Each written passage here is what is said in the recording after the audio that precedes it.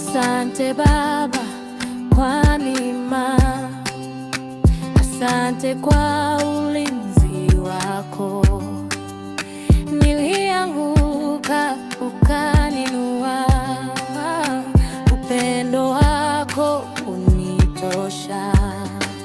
Ninakusifu, ninakuabudu, moyo wangu wako Yesu. Kila pumzi, kila hatua, ni wewe tu. Uaminifu wako ni wa milele, rehema zako hazina mwisho.